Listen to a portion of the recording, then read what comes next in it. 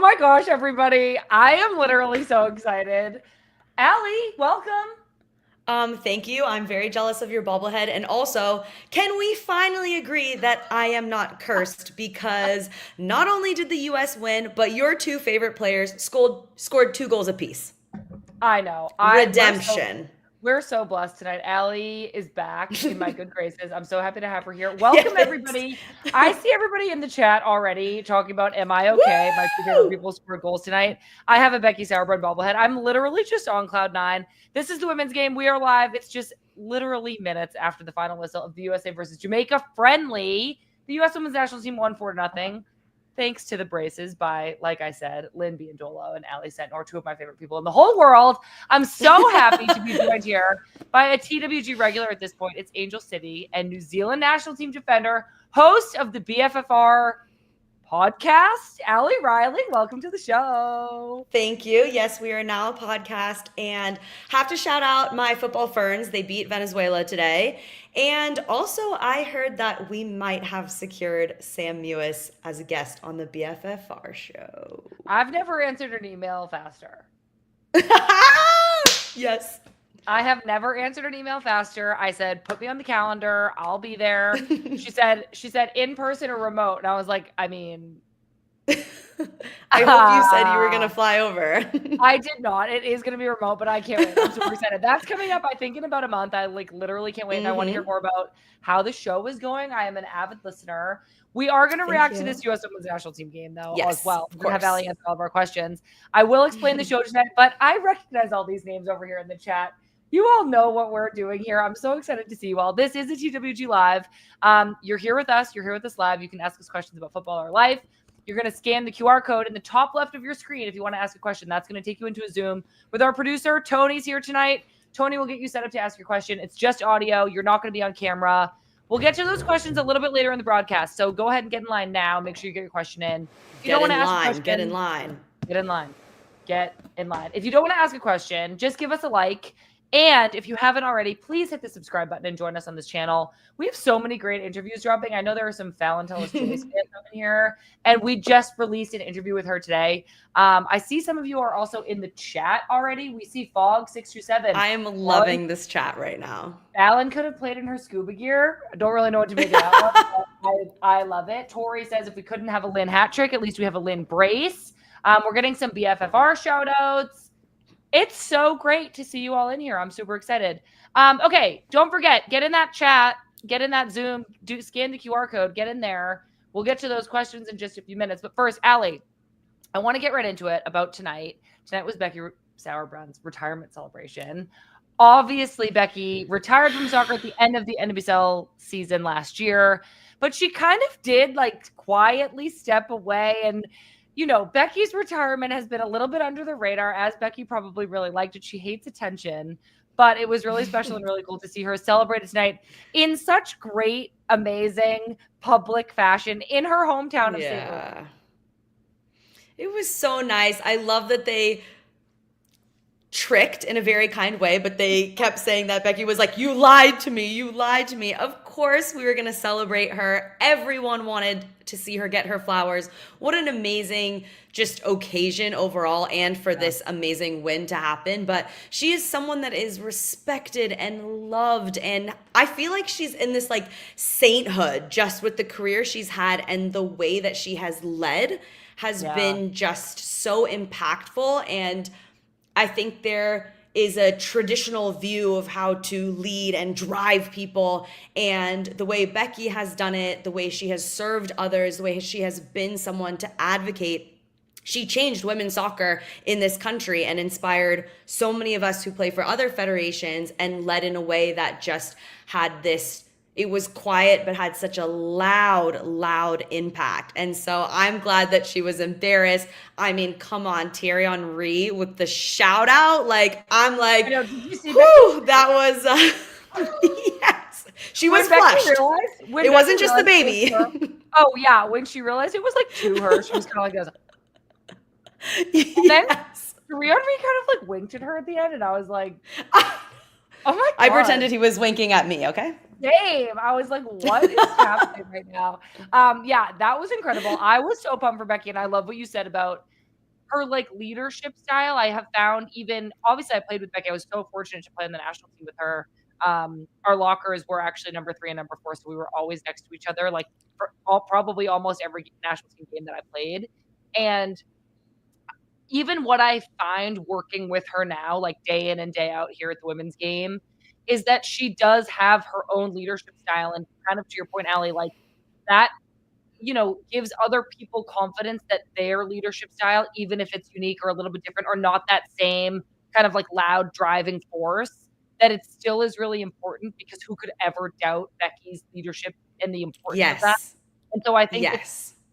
such a good like Becky is such a good example of like when you bring your best self somewhere, it doesn't have to mold to any kind of preconception. Like she is such a strong and powerful leader because she like lets her true self shine through.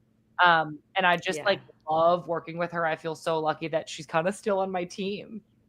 She sure is. You are lucky. You I guys know, are a and great team. I've got her right back there, her bobblehead.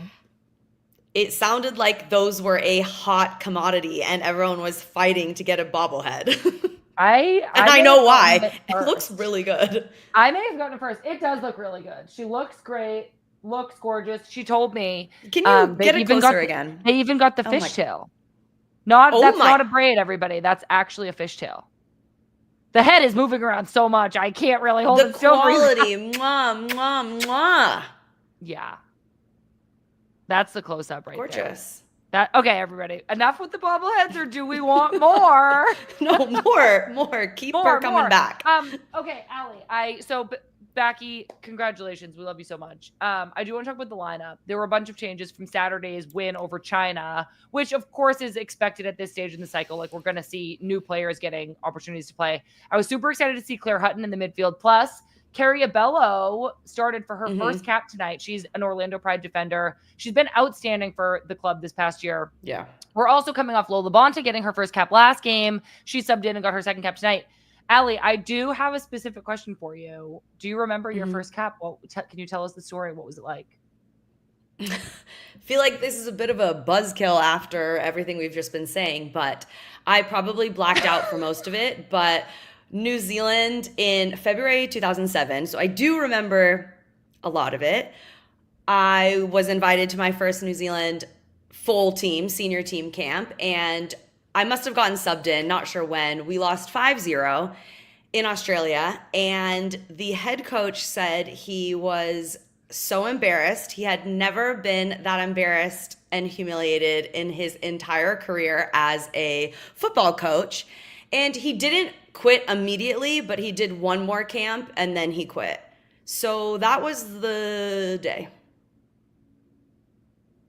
But, I stuck around for like 160 something more times. Yeah, so it's different for everybody. For everybody. I'm sorry, but do you know my first 3 caps were losses? But did the coach say like, I want to quit?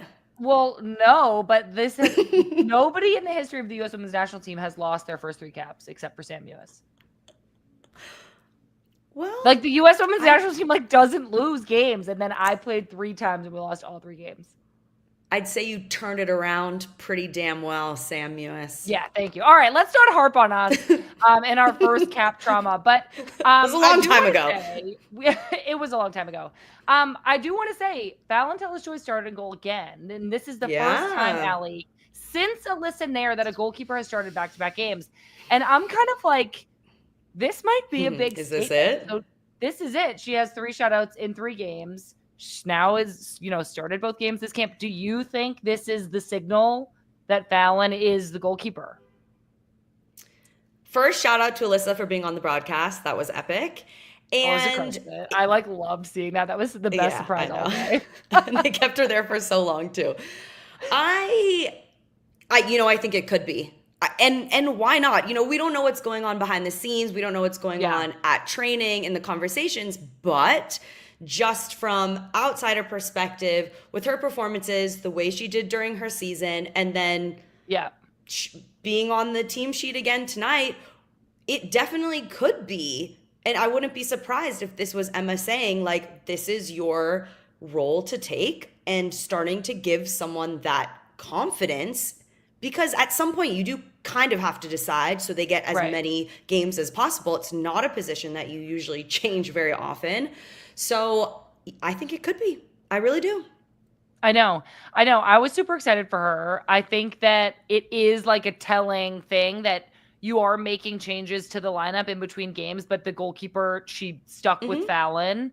I'm excited about it. I think it would be awesome. And one of the things that's like, we're just at this kind of new point where like nobody in the pool has that many caps really. And so Yeah. it is anybody's game and anything can happen. But I do think it was telling that Fallon started again both games this camp. I want to talk about She had a Jamaica chill for a night. second. She had a chill She had a night. chill night. The great She did cap. great. Great cap. Yeah. She held it down back there. She No prevented mistakes. Jamaica from really creating any chances. Jamaica did come out with a roster, and I found this really interesting. They had a lot of American-born players, as well as a lot of players who are currently playing collegiately in America. And I think Becky and I had this long conversation on our podcast a couple of weeks ago. We talked so much about our U23 roster and our U23 team and how that program and that pool of players has maybe been a little bit underserved in the past, but it seems like Emma really wants to resurface it. Yeah. And hearing that so much of Jamaica's roster were players who are still in college, I found so interesting in comparison. Maybe 10, 15, I don't know, 20 years ago, that would have been true of the U.S. women's national team too. There would have been probably a handful of players in college, especially maybe when there was no league. But now there aren't any. And even on the U23 team, there was only one college player. One. And I think that's like, there's so many opportunities for players to be playing professionally now that we have 17-year-olds playing professionally. Yeah. Yeah. They are college age. They're college age, but they're on professional teams and they're being put in these environments sooner. And I know you and I both had great college experiences, and I'm not taking away from, your incredible experience at Stanford, my incredible experience at UCLA.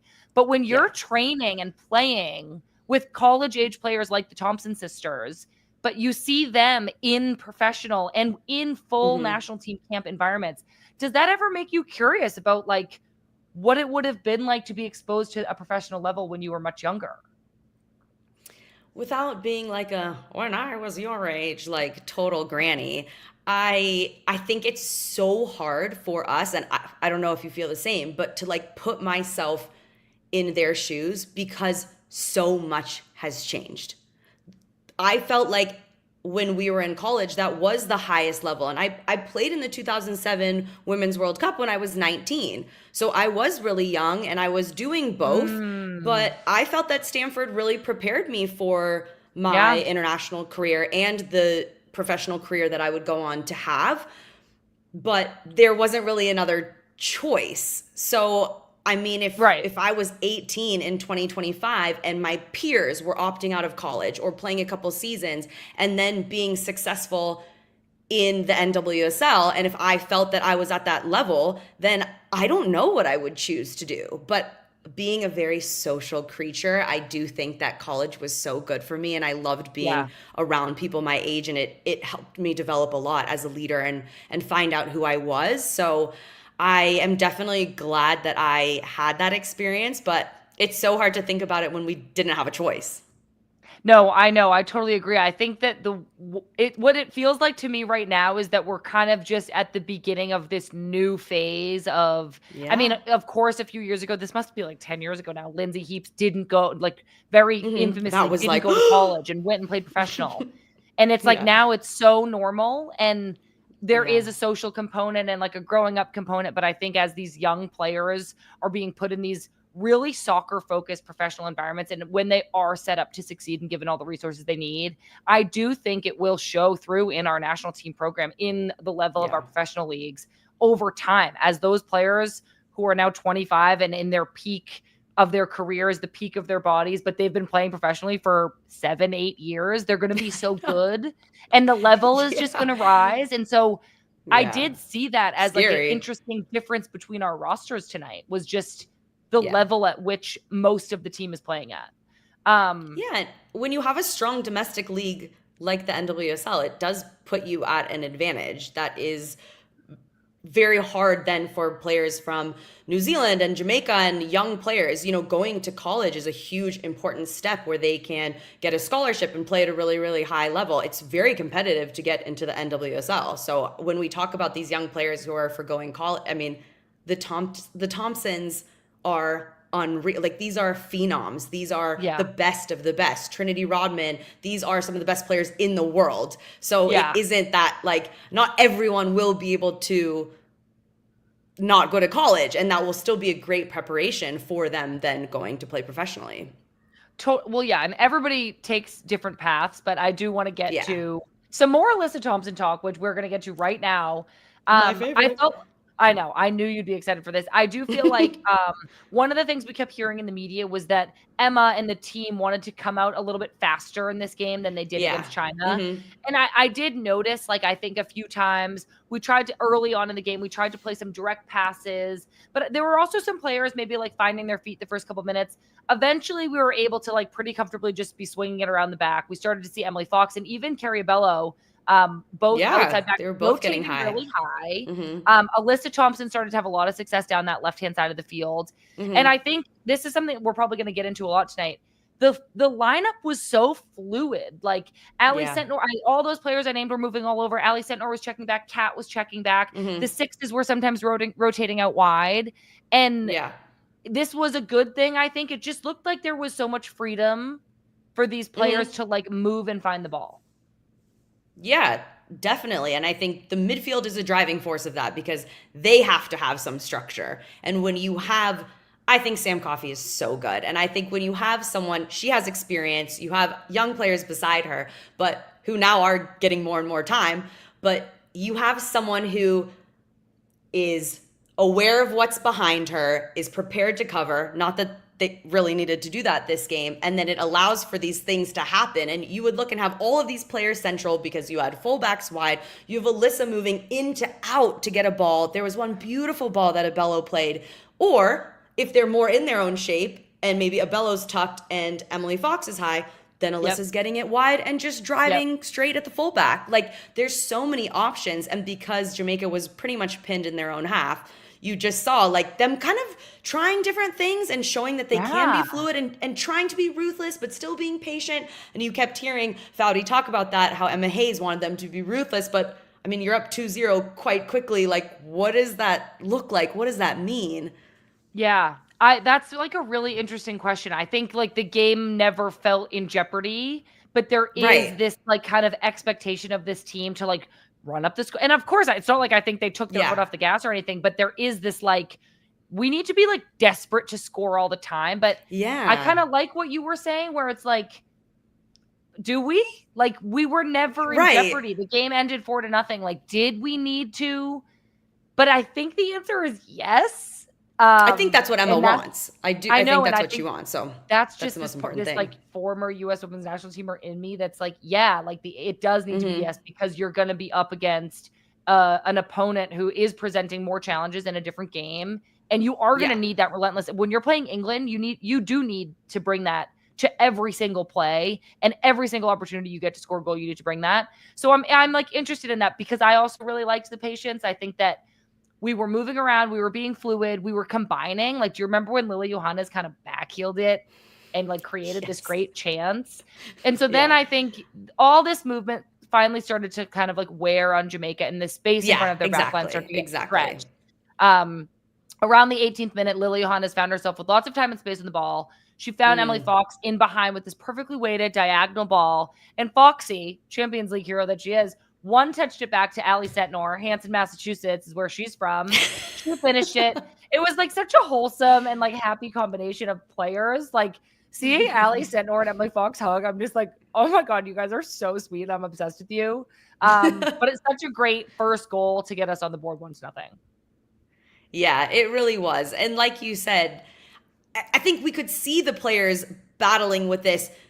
Wait, should we be patient? How do we go for it? Also, now we've got them pinned in their 18-yard box. How do we go for it? And then some longer shots, but Jamaica getting a bit tired. And so when you leave Lily with that much space, with the quality she has, and Foxy making that run. And I think it was such a smart touch and angle. Jamaica's running back towards their own goal, but it was actually a very, very good finish. It's a difficult finish because the Yeah. ball did take a bounce, and the timing with Ali, and you can see how she goes down on the ball with her laces and it keeps it low, but it also takes a little bit of impossible to defend because there was a defender coming prepared Yeah. to, and sticks her leg out. But because she was like, got over it and it took another bounce, it was such a smart finish.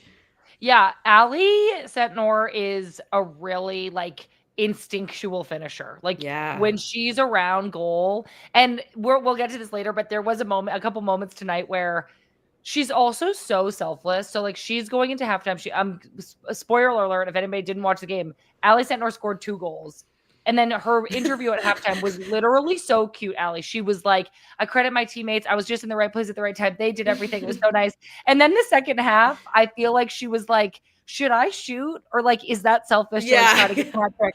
But it was like so earnest and so sweet. And like, I like know what she was thinking, like not wanting to be selfish. I'm like obsessed with Ali Sentnor. I think she's so incredible. She continued kind of creating chances, being involved in the attack. She had another great shot from distance a few minutes after she scored that first goal. And I was noticing we took a bunch of shots from distance, especially in those first 25 minutes. Alyssa Thompson had one. I think Lily had one. Ali Sentnor had a few. And I feel like, you were kind of saying that Jamaica was pinned in their half. And it's not that they parked the bus, but I think I think that they were like, their back line was like getting pulled by our forwards making good runs. So they were dropping, and it was just creating this huge space in front of their back line that we could kind of like drive into and shoot. And sometimes I think it feels impatient to shoot from like 25, 30 yards out. But I also think sometimes, we say this all the time, once you start taking those shots, it should encourage defenders to start stepping out to you, which can open up more channels for final passes. So I had no issue with us shooting from distance early. I actually thought it was like aggressive and ruthless and like a signal that the team wanted to start fast. Well, and we've seen Alyssa and Ali Sentnor score from outside the box relatively recently for the national team. So we know they can hit it top corner. So yes, you have to respect it as a defender. And like you said, Jamaica wasn't doing anything wrong, but the US is attacking. They're keeping the ball. They're combining. They're moving. They're fluid. So they're defending. They are defending where they need to defend. Yeah, exactly. And it's so hard, especially with all this movement. I just picked up a pencil. I just felt like I had to call myself out. Like, why did I just like randomly pick up a pencil? I feel like with all this movement, all these fast players, dynamic players, taking shots from distance, crossing, dribbling 1v1, like, like we had some really great plays tonight. And I do think that Jamaica was just a little bit outmatched. I felt like every time Lily Johannes was involved in a play, it resulted in something really special and really great. So a few minutes after this first goal, Lily played Alyssa Thompson down the line, and then actually the ball kind of popped back out to Lily. Yeah. And then she combined centrally again with Sam Coffey, and Alyssa Thompson's now come inside. I noticed that Lily like continued this kind of like third player run out wide. Alyssa's shot got blocked, and Ali Sentnor was able to finish it off, but Lily was kind of also there. Yeah. And like, I wondered if Lily would have gotten to it if Ali hadn't been there. And it just, again, I'm pumped for Ali, but shows me Lily's movement and like her brain and how she's like thinking about combination play in and around the box and continuing her run. So this is 2 first half goals for Ali Sentnor from Hanson, Massachusetts, one more time. And then obviously Lily didn't like technically get this hockey assist, but like she was very involved in the goal. I'm curious, Ali, what else stood out to you about this goal or just about this 30 minutes in general? I think what you're touching on with that is a ruthless mentality, because Alyssa was From the Lily. same when from everyone, I think. Yeah. Obviously, I don't want to get ahead to the next goal that's scored, but if you think about Macario's goal against China that also kind of got bobbled out, Alyssa Thompson was right there, because that's the mentality you have to have. If this person just trips and falls, invisible sniper, I will be there. And you see them celebrate. It's not like, oh, if you had let that go, I was also there. It's, yes, we were both there. You nailed it. And then let's hug. And so I think just Lily, Alyssa, for me, Alyssa, again, this camp just was involved in pretty much Yeah. every goal for Yeah. both of these games. And I just love that you're seeing this multi-dimensional game from these young players that they're really showing, and that's what Emma wanted to see, that they have evolved, that they have adapted. It depends on what the opposition gives them. It's just showing how dangerous this team is. If these players who don't have that many caps can just switch it, they can try different things, and then you have experienced players who want to just get the crowd on their feet in the second half. Like, I'm here and ready to go and finish it off.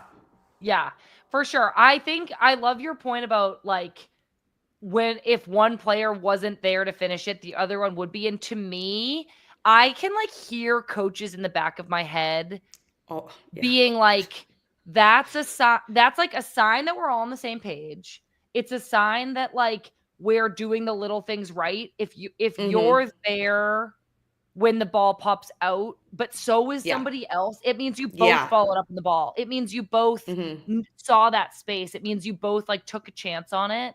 And that's like a really great sign that like the team is on the same page and the players are executing the same ideas. Does that make sense? Yeah, exactly. That's the thing when someone misses a cross, it's like there's someone else was supposed to be there, you know, like you notice it on that end and you don't recognize it all the time when people are both there and it's successful because you think about the person who scored the goal. But it's such a negative thing when the second person isn't there. So I think it's important to recognize when that mentality has those players totally prepared and following up and supporting their teammate.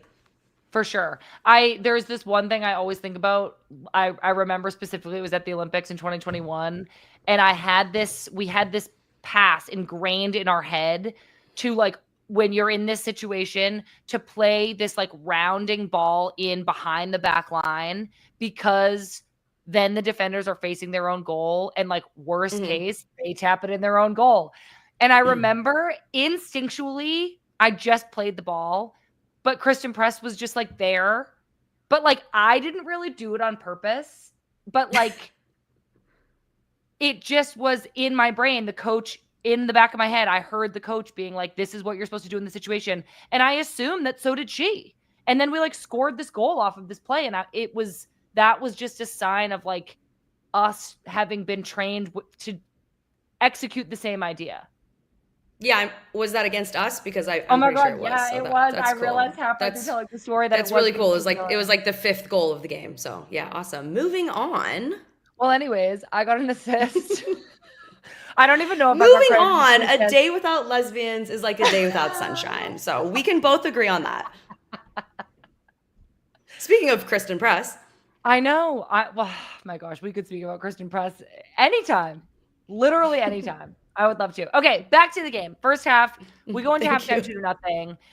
There wasn't a ton. I like want to talk about the back line with you, Allie, because you're a resident defender.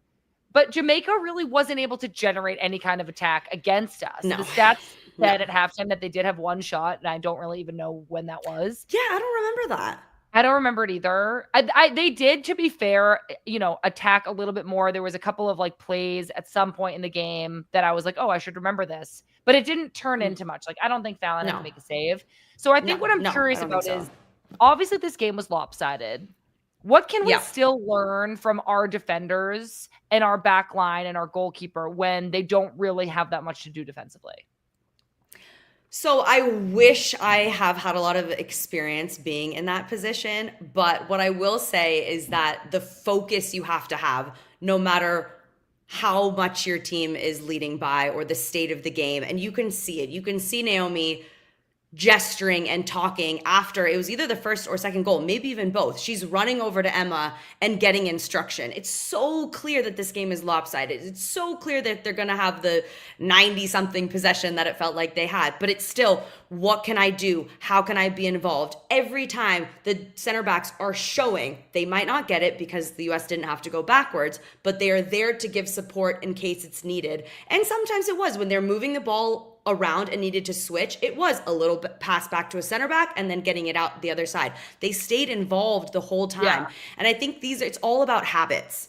all about building habits. And Sonnet wasn't out there. They're still building connections. Again, 2 young midfielders. And so to have those habits in a game like this, because Jamaica was missing Bunny Shaw. Like the game, not every game, even if it's a lower ranked opponent, even if it's a team that the US has never lost to, there's so much talent in the women's game that you will play a team that could get one chance and have their star player be a 9 and create something out of nothing. And so I could see them with those habits and with those thoughts throughout the whole time.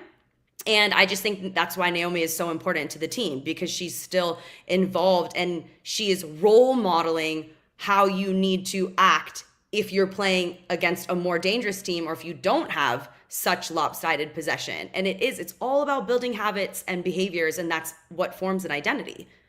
Yeah, that's such a great answer, and thank you for pointing out that Jamaica's obviously star forward, I think, was tied for the Golden Boot in the WSL this season for Man City after being injured for literally half the season. Bunny Shaw wasn't here tonight, and could she have made a difference enough for Jamaica to win the game? I'm not sure about that. But I think she certainly would have asked some more questions of our backline. So I love that you pointed that out, that our backline stayed focused and involved in the game anyway. Obviously, we're all huge fans of Naomi, and having her back is so incredible. So I'm excited to see more from her in the next FIFA window. I think one of the challenges of playing a team like this is that for this U.S. women's national team, who like prides itself so much on its transition moments, like the Olympics last year with Triple Espresso, we scored so many goals in transition moments. I think that we're just so good at that. We always have been.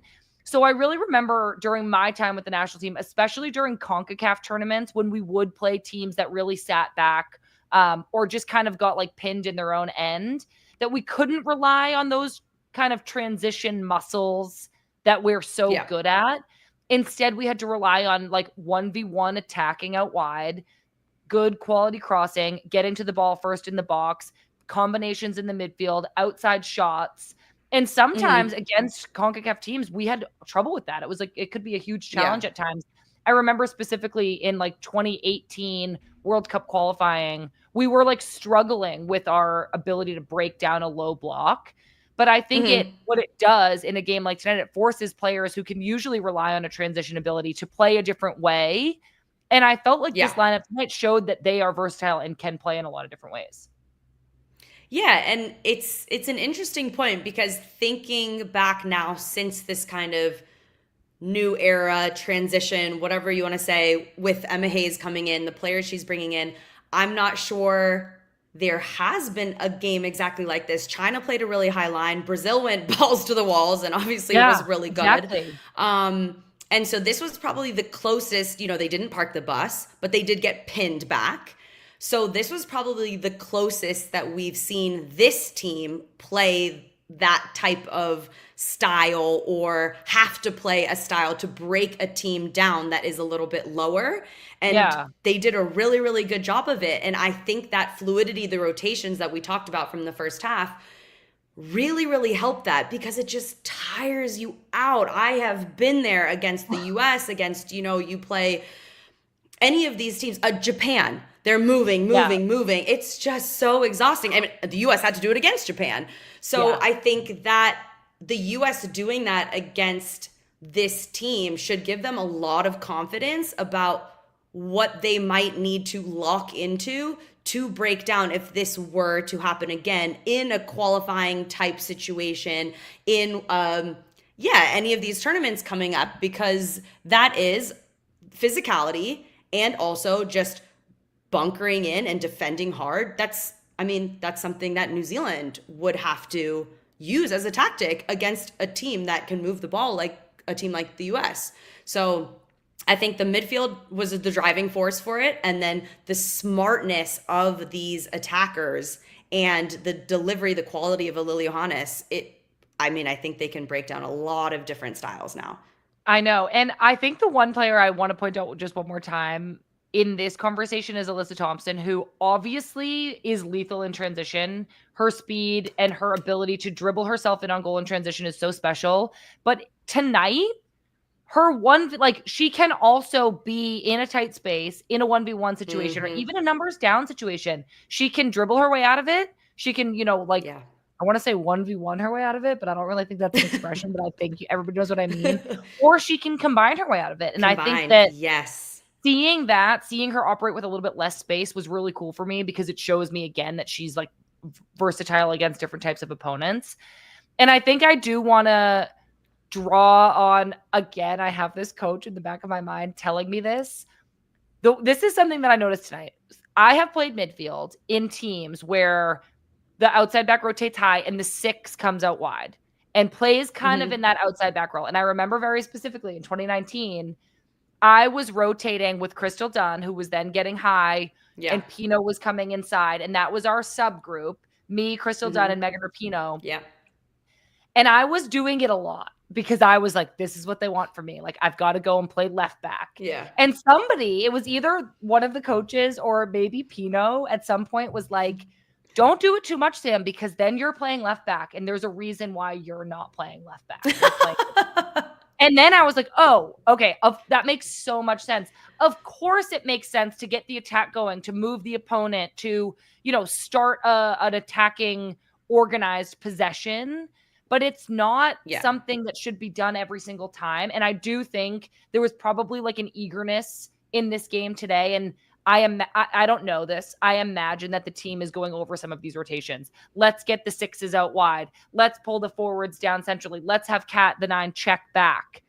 But then it makes me go, well, just don't forget at times, like, we don't actually want those players playing in those other positions. So sometimes you do need a little bit of discipline to be like, I don't need to rotate right now. I can just stay in this pocket of space that I'm in and be disciplined and trust that the ball will come to me. Does that make sense?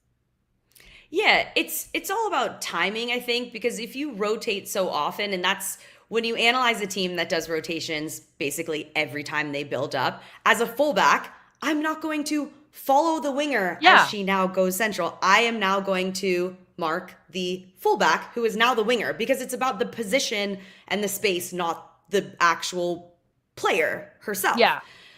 So I think with this game too, I was interested to understand, and we may never know, but how these why and how, because I think we could have sent, I say we, I think the US could have sent both fullbacks without, and having a 6 covering in front could have been enough. But I also think that the timing, what happens a lot is that when a rotation happens, as soon as the ball kind of leaves that area, that like a 6 loves to return to the middle.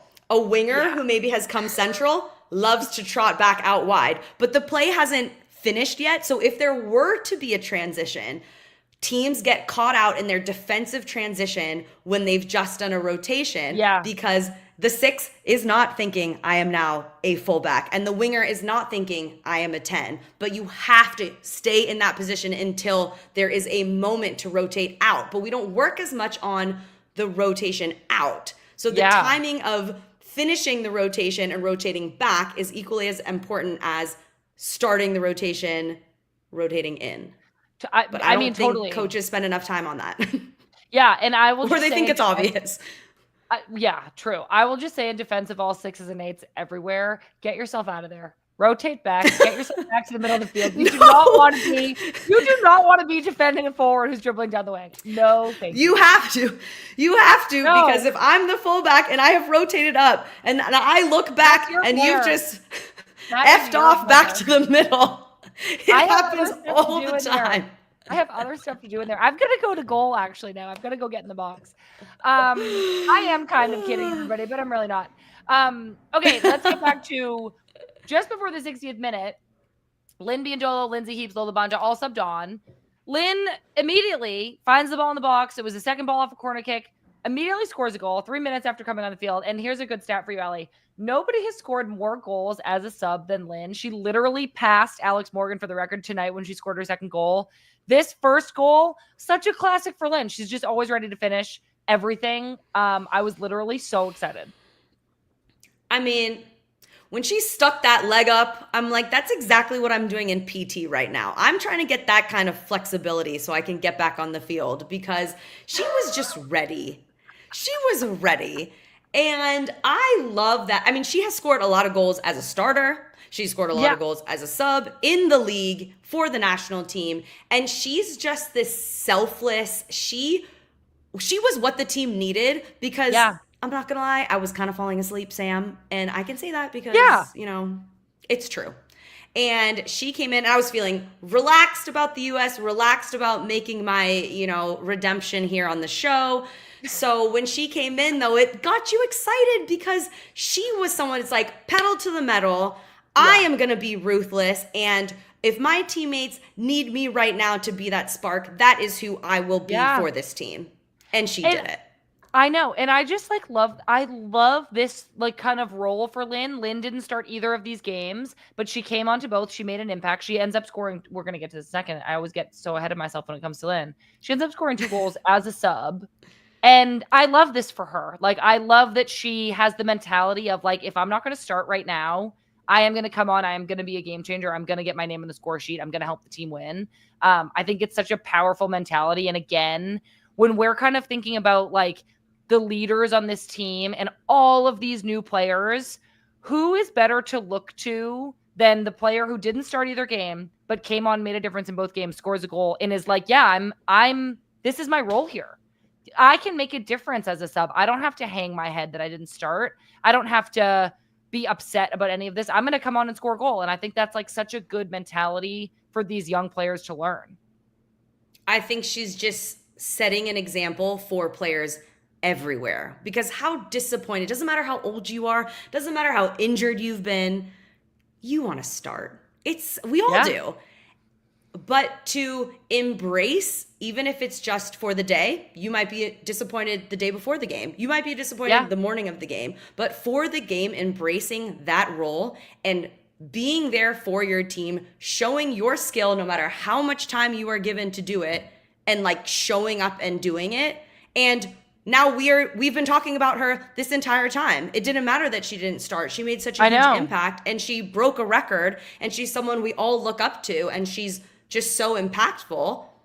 And she's doing everything in her control to then be a starter, but that is one person's decision, and that is Emma Hayes. But if she shows up like that time and time again, she will be someone that we talk about every single time the US plays. Yeah, I know. I love it. I'm so proud of Lynn. I feel wow, what a special night for people named Sam Mewis who have their hometown hero and their best friend co-host scoring goals tonight. We also saw Olivia Moultrie and Michelle Cooper sub on, and a little bit later, Avery Patterson came on actually as a forward. And Allie, you were kind of saying the second half was, yes, it got a little bit less exciting, I guess I'd say. I don't know if we were disjointed. Sometimes it's the second half. We were obviously in control of the game, but when you're making a lot of subs, you can, a lot of these players haven't played together that much before, so it can get a little bit disjointed. But maybe Jamaica started to also just defend better. And I do want to give some credit to Jamaica. Obviously, this is a team with fewer resources than the US, and this game for much of the game was 2-0, 3-0, and ended 4, but they kept the game in check, and they had honestly a solid performance.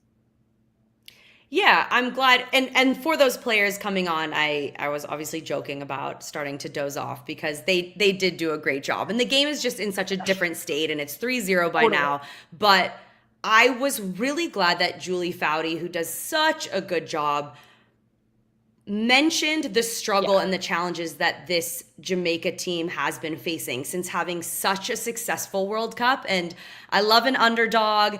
I love that they got out of the group, and you think that's going to be celebrated. You're going to suddenly see this big, shift, and then not getting funding in a conflict with their federation. And we just hear this so often, way too often.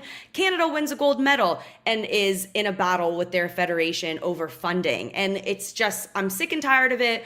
But I am glad that, Julie, with this platform and with all of these eyes on this game, is reminding everybody that the US has support and investment and is ushering this new era and the last gold medal and all of these things. And we're seeing these records, and Naomi has this $1 million, £1 million transfer. that does not mean that that same thing is happening for other players and other federations around the world. And I think we have to make sure with our platforms that we are keeping that conversation going, because we want with the tide, all boats rise. That's not happening right now. We are seeing disparity, not just between the men's game and the women's game, but now it is getting even bigger just within the women's game. And so I am just really appreciative. It was the same with the Columbia game a little while ago, that the broadcasters are shining a light on this. Yeah, I like, huge hats off to this broadcast team. I think they're so talented. The Columbia game, that was Melissa Ortiz who educated us on the pay that the Colombian players were receiving, but kind of weren't receiving. And then tonight for Julie Foudy to talk about this Jamaican team. And I appreciate you saying all of that, Allie. I think as somebody who is so close to the resources that the U.S. League and the U.S. team are receiving, but then you go and you play for your national team for New Zealand, I think you uniquely see both sides of it. And so to have your perspective on here with us tonight is really valuable. So thank you. And I totally agree that I think one of the things when we fought for equal pay, we promised was that we would always kind of continue to use that platform and fight for other national teams who weren't even in a position to demand equal pay from their federation. So I am glad that you and I are discussing it now, and I'm encouraging all of us to continue talking about it. Just to wrap things up with the game, and then we're going to get to everybody's questions. Avery Patterson did sub on as a forward, like I mentioned. She looked so dangerous down the right-hand side. It was kind of sick to see somebody who came into camp as a defender sub on as a forward, and then she was so dangerous with her crosses. I just feel like the crosses in general this camp were really, really high quality. And so she plays this great ball across the face of goal, and who else but Lynn Williams was there? Lynn Biondolo was there to finish it off. I just need to say one more time, I feel like, what's today, June 3rd? And I'm like, I don't know any astrology, but I'm like, Mercury or like my star sign or something must just be going like this. And it's just like, if Sam Mewis loves you, good things are going to happen. It's because it's Pride Month, okay? Good things are happening. I love that. And that's all there is to that. Okay, everybody. I'm super excited. We've reached the part of the show where we get to hear from you, our listeners. So to join us here live on YouTube, scan the QR code in the top left of your screen. You'll go into a Zoom with our producer, Tony. Tony's going to tell you everything. Don't worry. You're not going to be on screen. That's just for me and Allie. If you don't want to ask us a question, do us a favor and just give us a like. It really helps more than you know. Okay. I am going to start calling out names. Obviously, Avery's up first. Allie, do you remember Avery? Was she here when you were here last? Yes. Okay. And it was late. Avery's here. But this time it's earlier. Well, it is, but we're going to have to ask Avery to remind us where she's from. Avery, take yourself off mute and remind us where you're from. Hi, Sam and Allie. I'm from Richmond, Virginia. My question is, what's your favorite karaoke song? And what's your favorite memory of Becky? And Sam, I'm going to be at the live in DC. Well, I mean, of course you are, Avery. I forgot you're from Virginia. That means it is almost 11 o'clock at night for you. That is pretty late, Allie. But it's also not 1:30. And last time it was like 1 a.m. when Avery asked us a question. Avery, we did hear that you snuck on that really late one. Your parents did not give you permission. Okay, Sam, what karaoke are you singing? Give us a little snippet, please. Give us a taste. You know, I used to be really proud of this, and then recently I've just learned that like it's kind of lame of me, but my go-to karaoke song is Mr. Brightside. I want to still be proud of it, but like I've just been seeing some like reels and TikToks that like it's like kind of like lame millennial of me. How dare you? Me?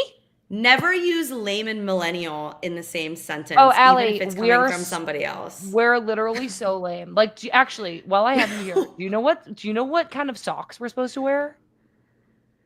Oh my gosh. I mean, I just started wearing the crew socks, but like when I'm wearing leggings, are you supposed to wear the crew socks? And like with certain shoes, and now it's summer, do I still have to wear the crew socks? I don't even know what, I don't even It's know. hot.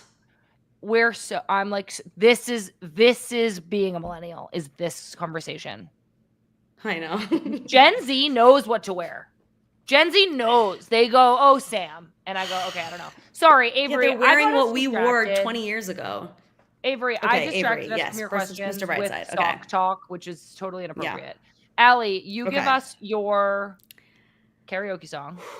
Okay. So I take requests, because I have no shame. But I will say that, like Mr. Brightside, one that always gets the gals going is Man, I Feel Like a Woman. I just feel like I could kick down a door with that song, or Too Late to Apologize. Just a little you weren't Justin expecting that. Timberlake? But Is that yeah, Justin just a Timberlake? little well, it's One Republic. Oh, yeah. And a little bit of Timbaland. Oh, hey, yeah. I mean, that sounds like a crowd pleaser. Did you want me to jump in, or that was? I was okay. hoping, but okay, Avery, that was a great first parter. Favorite memory of Becky. Honestly, I think. Oh my gosh.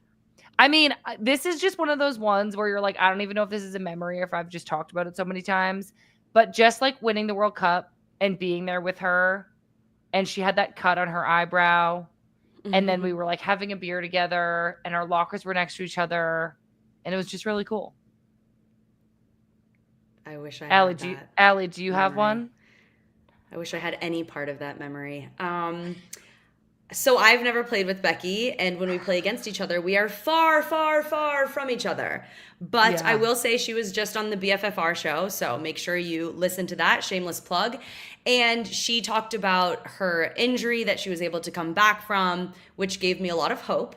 But she also talked about life since retirement, which also made me feel like I will be okay if I can't come back from the injury. So that is my favorite personal memory of Becky, which was from 1 week ago. Oh, that's really nice though, Allie. I have been there too, and that is a really difficult thing to be going through. Avery, thank you so much for calling in. You get off to bed now. Thanks, Avery. We'll talk to you next time. Thank you, Avery. Okay, up next, when I call out your name, take yourself off mute and tell us where you're from and then ask your question. We have Amanda. Oh my gosh. Hi, Sam and Allie. Oh my gosh, hi. I am joining from Northern California. And quick shout out to my sisters who also love the pod. Hi, Chauncey. My question for you is, and I think you two talked about it on the pod, how valuable Lily Johannes was in this game. If you could speak a little bit to that. And then also, when is there going to be a BFFR TWG crossover episode? Oh my gosh. I love that. Such a great question. Well, apparently Becky has already been on. I'm going on soon. Lynn will have to get on. And Sid's been on mine, and Allie's been on mine. But we're gonna maybe have to do a sit down, all 5 of us. Yes, and maybe live one day. That would be crazy. Oh, Amanda, you're getting the juices flowing here. So yeah, Amanda will be creative director of the live show, the BF part. We'll do it in the Bay Area. It's right in between Vermont and LA. Literally, yeah, perfect. I can go to the Bay Area. Right in the middle. Right in the middle. The influence of Lily Johannes on the team tonight. Yeah, I'm so excited about Lily Johannes. I think, again, she's only 17 years old. She's one of these players that's been in a professional environment for a few years now. So as she continues to grow and evolve as a player and develop as a player, she's just putting experience in her back pocket. And she's already out here looking like a mainstay and a regular for the U.S. women's national team. She's doing back heels. She's doing scissors. I don't know if people noticed it didn't come off, but she's whipping out a scissor move. And I'm just I never had the bravery to do any moves. I don't have the hips. I think, the hips. But Lily's, I think her confidence, I think her vision, her technical execution, that ability to play those mid to long range passes, that's really rare. And I think we're only going to see her come more into herself. Again, she is 17 years old. She has a long, long, long career ahead of her. And I'm super excited about her influence on this team. Yeah, the only thing I would add is like she just looks so unfazed. Like no moment is too great for her. And the US did lose these two games that I somehow ended up being at fault for. And you wouldn't know by her confidence, the way she still is going to try to make a good pass. She's still going to try to go at a defender. Nothing phases her. And if you have that at that age, oh my God, like just her career is going to be so long and successful because that confidence and that mentality, the mental side of the game, is one of the things that is hardest to conquer, something that we are working on so far into our professional and international careers. It doesn't matter how old you are. So if you have that at that age, like, I just think that she can do anything. I know. Lily is incredible. Amanda, love your questions. Thank you so much for calling in, and hopefully we'll see you at the TWG BFFR live show in the Bay Area very soon. I can't wait. Thank you both. Okay, up next we have Bobby. Bobby, can you take yourself off mute and tell us where you're from? Hi, Sam. Hi, Allie. Hi. I'm Hi. Pittsburgh, and I'm a North Carolina fan. Go Courage. Go Courage! First, I just wanted to say happy Pride to everyone. Happy I'm Pride. a trans athlete. Thank you. I'm a trans athlete. I just wanted to thank you both for everything you are doing for the community. We love you. And my question tonight is, to what degree do you feel like the success of a player's club team impacts their eligibility for continued national team selection? So I'm kind of thinking about players who are having success on the national team, like Ali Sentnor or Avery Patterson. Yeah. But whose club teams might be struggling, and then kind of what can these players do to keep getting opportunities and keep gaining confidence with the national team? Yeah, Bobby, that is such a good question, and thank you so much for calling in. It's interesting. Actually, on our previous TWG Live, Megan Klingenberg and I talked about this briefly because we brought up how hard it must be to take kind of the energy from a team that is struggling. Like we can talk about, of course, a Utah, a Chicago, a Houston, but particularly Utah and Houston because they have players in camp right now.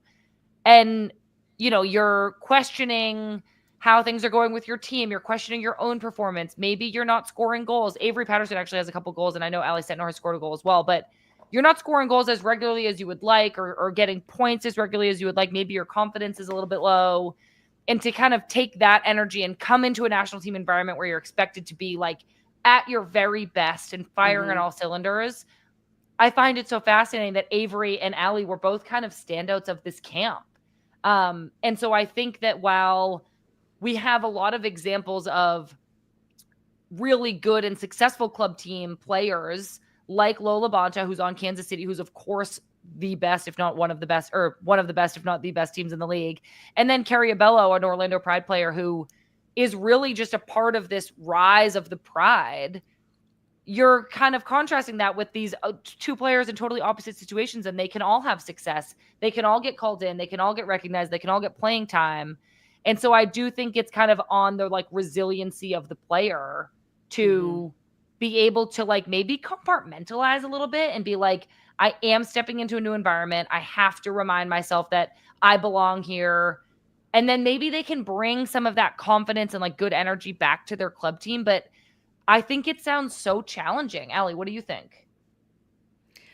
Yeah, it really depends on the player. It depends on the national team coach and kind of the philosophy. Sometimes I know with the national team, we would be looking at clips and preparing for an upcoming camp. And so I'm focused on Angel City and upcoming games, but also having to do homework and with New Zealand. And I think that helped me because I would have this motivation and something to look forward to. So I would be doing my best in my domestic environment, but also if I were to not play or if we lost a game, I felt very privileged to have this second team where I could showcase my skill and make an impact in an environment.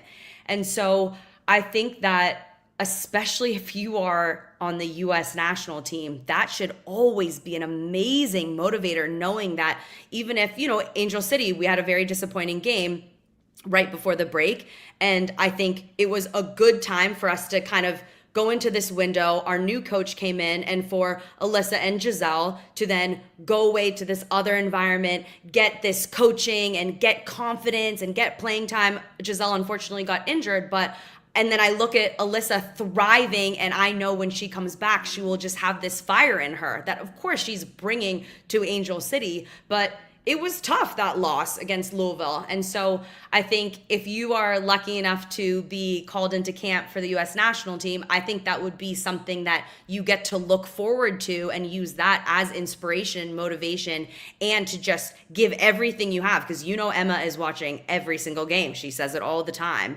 And I think it's another reason also to make the most of your time in camp, to be sharpening your skills, and like Allie, showing she's still got it, even if she's only scored 1 goal for Utah. She's ready when Emma needs her to play for the US. So I think it's a really cool opportunity to have 2 teams where you get to showcase who you are and just do your best. Yeah, and sometimes like a change of scenery is really helpful for players. I mean, I think, you know, in your club environment, again, if it's just not going well, sometimes you just need to like get out of there for a minute and then you can come back refreshed and renewed. And so I do think at times just the change of scenery is like healthy for players to go through. But Bobby, this is a super interesting question, and I'm so glad that you asked it. And I'm also so glad that you called in. So thank you so much. Thank you Thanks, both. Appreciate you. Bobby. Thanks, Bobby. Okay, I think we only have time for one more question, everybody, but I know that we have a bunch of people waiting. Susanna, I would love to hear from you if you could take yourself off mute and tell us where you're from.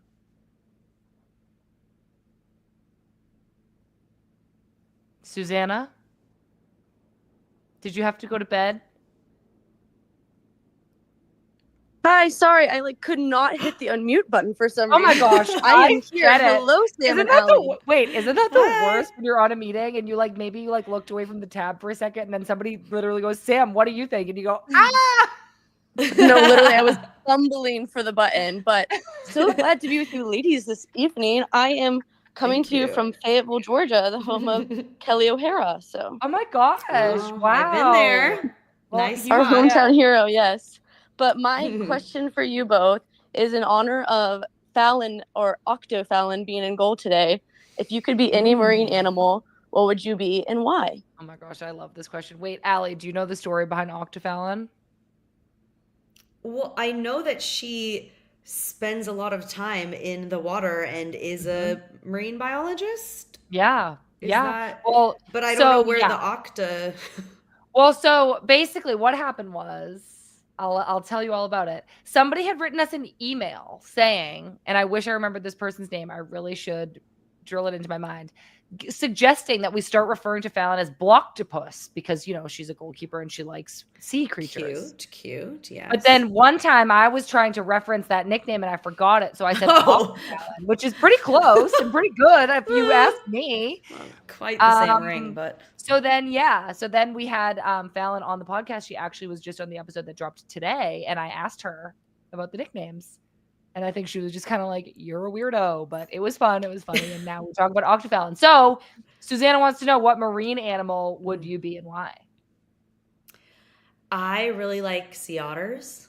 That counts, right? Is that, I think it. or do they have to be like under? Okay, well, I'm going with sea otter. I think they are so cute, and I love how they like cuddle and snuggle, and they have something. They're on their back, and they like have a little shell, or they have something. That's all I know about them, but I So would like cute. to think that I am also cute, and I would be cute if I were to like be on my back. And do they have like little whiskers? Yeah. That's really cute. Yes, I don't they want do. to like copy you, but I was gonna say a seal because I just want to They're like cute, be too. like sunbathing. Mm-hmm. I just want to be like a beached whale. Like I just want to be like Yeah. I I don't want to have to like do anything hard. I just want to be like existing in the sun at the beach. Yeah. I feel that. Susanna, what would you be? Oh my gosh. I think I would be a beluga whale because the Georgia Aquarium famously has our queen beluga whale, Shyla, and I love her. Oh my gosh, wow. Shout out Shyla. Yeah, actually incredible. Such great questions tonight. I'm like consistently blown away by everybody's questions for us, and I kind of can't get over that You'll just call in and you ask the most amazing stuff. And I'm like, I'm not I really know. Can we credible just do enough to be this answering these things, for- but it's literally so fun. I want to talk about sea I creatures more. know. I love know that there's it's more of you. live. I know there's more of you waiting, but it is nearing time. So I'm going to thank you all so much for calling in and being with us today. We actually literally couldn't make the show without you. So I'm so grateful that you take the time to wait up with us and call in. Allie, I want to leave everybody with one last question for you. We've talked about it a few times already, but the team wore the Pride numbers tonight. Those jerseys will, I think, be like auctioned off, and they'll be supporting the You Can Play project. Mm-hmm. And I do, Allie, feel like you're like such a great ally. You're like the queen of Pride. I always think about you painting your nails at the 2023 World Cup in the face of FIFA not allowing you to wear a rainbow captain's armband. So I wanted to just hear you speak to us maybe a little bit about that, or even just maybe like what you're excited about coming up this Pride month, what you have going on. You know, painting my nails and wearing Pride merch and speaking about Pride is just so important to me. I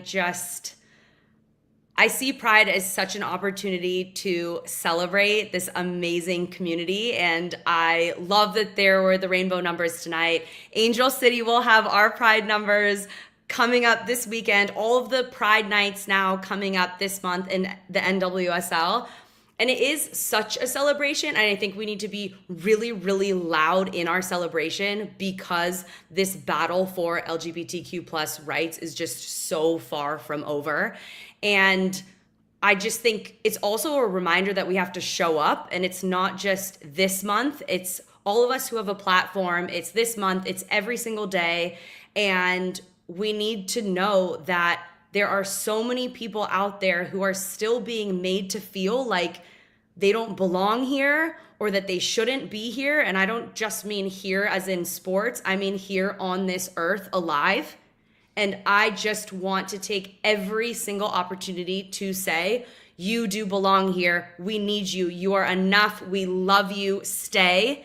And Pride is a huge opportunity for that. And it's a good way to get momentum and get everyone into it and buy all the merch. And then we do it for the rest of the year until next Pride month. I love that. I am literally so glad I asked. Thank you so much for sharing that, Ellie. I totally agree. I'm also playing for Pride this month. Becky encouraged me and introduced me to the organization that's doing it. And so for every podcast that TWG puts out this month, I am donating. So I'm excited about that. And anybody who wants to join can join. We are going to start putting the link out on social media and in the show notes of episodes. So Allie, thank you for sharing all of that. Happy Pride, everybody. Thank you all so much for being here. Coming up next for the women's game, like I have mentioned a few times, we had an interview with Fallon Tellis-Joyce, a.k.a. Octafallon, dropped earlier today. That's available on our podcast feed, our YouTube channel. On Thursday, Lynn Biondolo is finally back with us on Good Vibes. It's been a few weeks now, so I'm excited to have Lynn back. And then finally on Friday, I'm doing a live show here in Vermont. I'm going to be talking about Vermont Green, which is the summer team that I'm coaching next week, which is coming up so soon. There are still tickets available. So if you're here in Vermont, get a ticket. It's at Higher Ground. I'm really, really excited to do that. Like I said, all our podcasts, including that live show in Vermont, will be available here on YouTube and on our podcast feed, wherever you get your podcasts. You can also follow along across all of our social media, where Women's Game MIB on every channel. You can even send us an email at womensgamemib@menandblazers.com. I would really love to hear from you. Allie, thank you so much for joining us. It was such a joy, and the curse is broken.